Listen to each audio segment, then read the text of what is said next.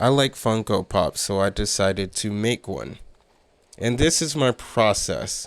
So this isn't really a how-to, this is more of just documenting my process on my making a Funko Pop.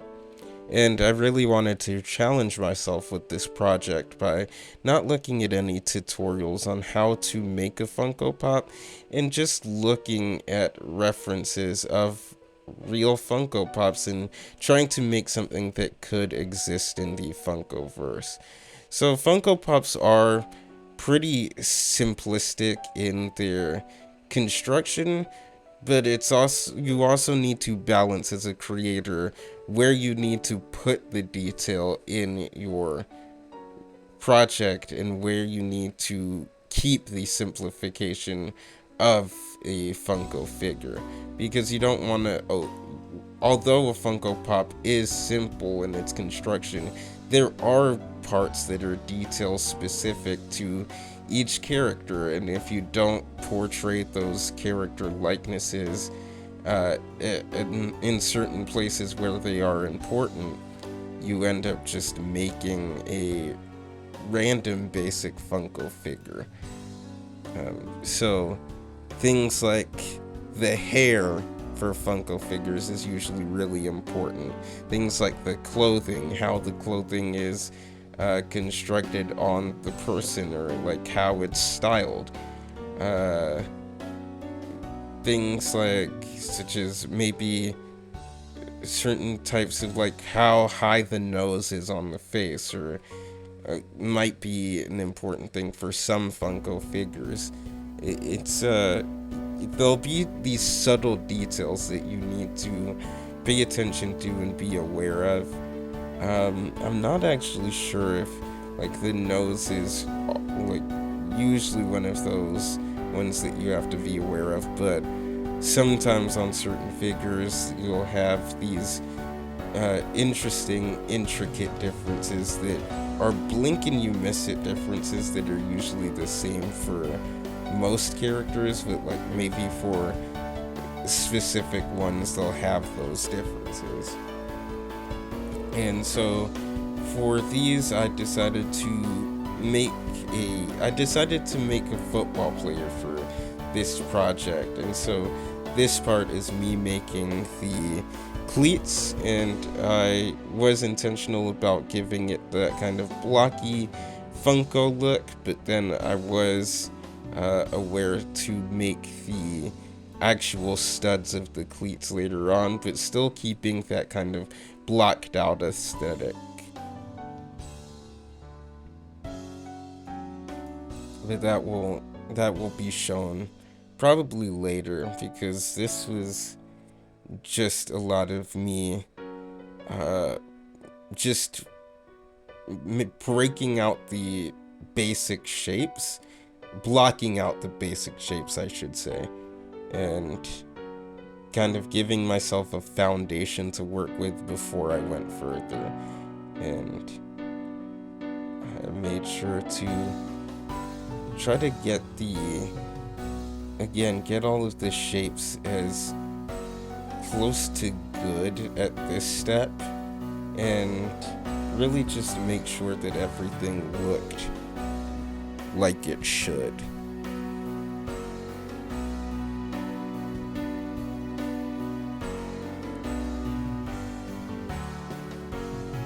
Also, Funko figures tend to have pretty stocky arms, at least in proportion to their bodies, so like small torsos, everything's all basically kind of almost squashed in its construction, so I wanted to make sure that I was aware of that through the process of making this.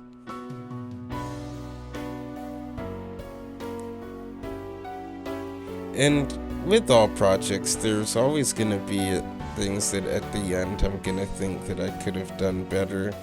But that's always what happens with any good project, is you think you left something out there, but you hopefully leave thinking you did a good enough job that your project can stand even without you being perfect. You know, you strive for perfection, but if you don't get it, it's not the end of the world, basically.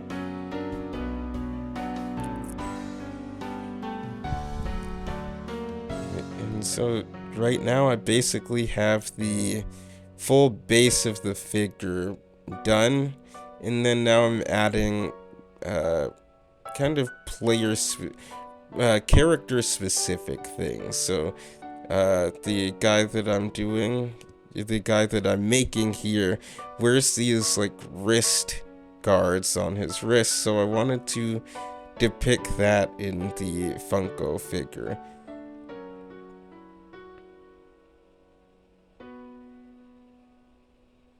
And also trying to make sure that the shape of the figure is good, but those are things that I continuously tweak throughout the duration of this project.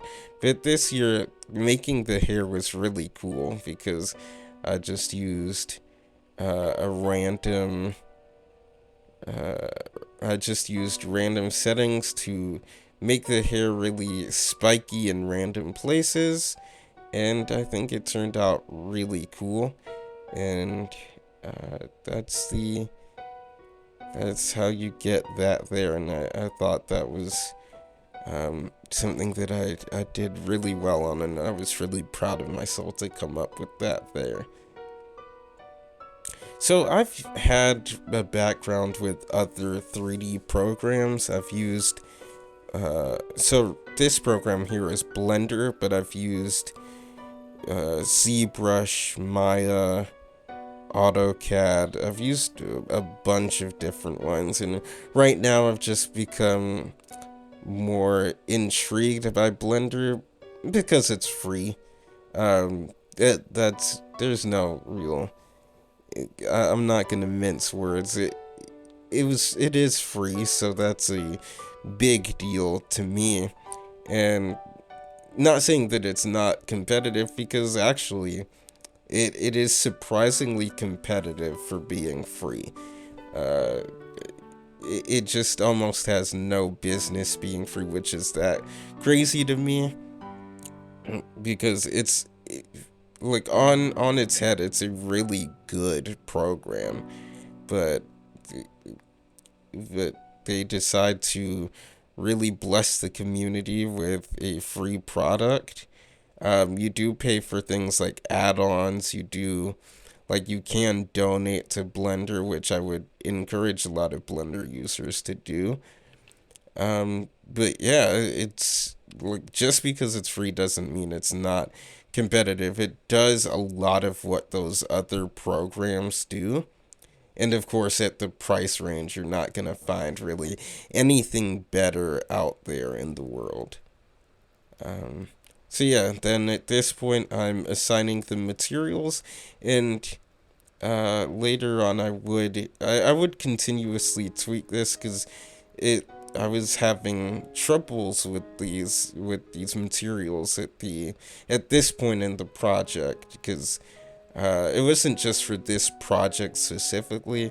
It was projects that I was having all across my 3D modeling spectrum, that I was having issues with UV textures, and then I finally found the solution later on, and so then I had to come back months later and fix all of the projects that I had had these issues come up in. And luckily I was able to find out the issue and change it for all of the later programs. So yeah, at this point I have a figure with the shoulder pads. Looking back at it on hindsight, they are a little bulky. I don't know if that was the best decision there, but you live and you learn. And then I just so right now I have this character in an A pose, and I decided that I would use a rig. Character rig is basically what you use to put a character into a pose by using that rig and assigning bones to a character. So basically, I'm going to have uh, this character be mapped to a bone structure, so that way I can put him into poses and be able to put him into different stances that look more of like what a Funko figure would look like. I don't know if I made a whole lot of sense there. Basically, to summarize, I am using a bone system to make it easier to pose the figure in a way that would look like a Funko figure.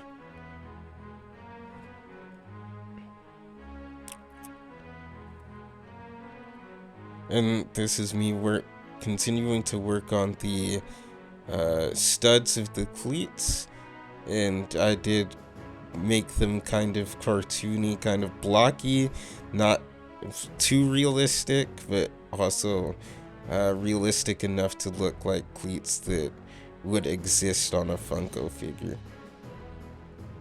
And so this is me reworking on these UV textures, like I said that I was doing. So this is me coming back later to the project and finalizing it after figuring out a solution to an issue I had before.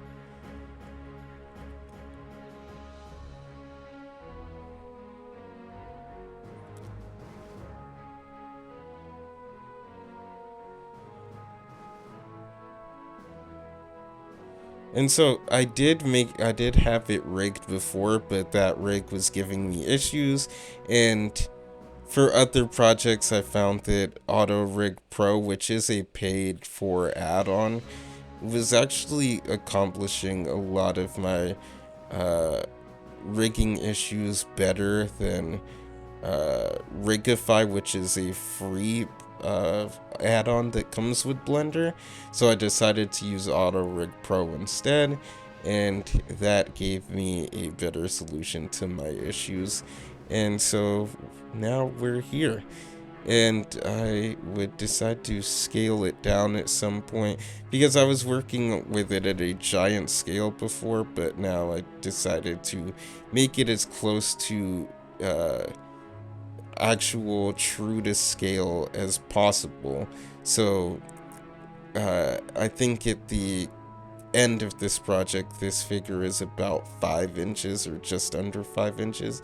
So then I decided to get to work with a package design. So this package design was based on a template that I found, but I did have to go in and personally change a lot of things to give it that NFL branding, through the Chargers branding, the Slater branding. So Rashawn Slater is a friend of mine that I've been friends with since middle school, so that's why I decided to use him as a Funko figure. And Funko has done figures of NFL players before, so I thought this was just a perfect opportunity to use someone that is very close to me for this project.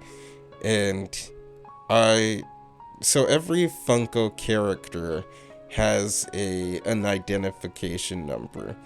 So that's the 713. And for this, I'm sure 713 exists as an identification number, but I decided to use it for this project because 713 is the Houston area code, and Rashawn Slater grew up just outside of Houston, Texas. And then also he was drafted as the 13th overall pick, and he wears the number 70, so that gave me the 7. So I thought 713 just made a lot of sense. And at this point, the figure is basically done. I also at some point decided to rig the box as well so that it could open and close if necessary. So the top is rigged to be open and shut. So I feel like that gives it a little bit more realism. In some of my shots later, you will see the box being open with the figure out of it, and I thought that really helped to sell this as a real Funko Pop rather than just a 3D render, even though it is just a 3D render. And for the background of the package, inside of the package, I used an illustration that I had done of Rashawn Slater in the past. So, yeah. I really enjoyed doing this project, and I really hope to do more Funko Pops in the future, man. This was so cool. And, like, now that I have the designs already done, I can actually probably repeat it a lot quicker and a lot more efficiently. And man, this was just really fun to come up with all of these different things. All right. Thanks for watching, and I appreciate your view and I appreciate your time. Be well and stay swell.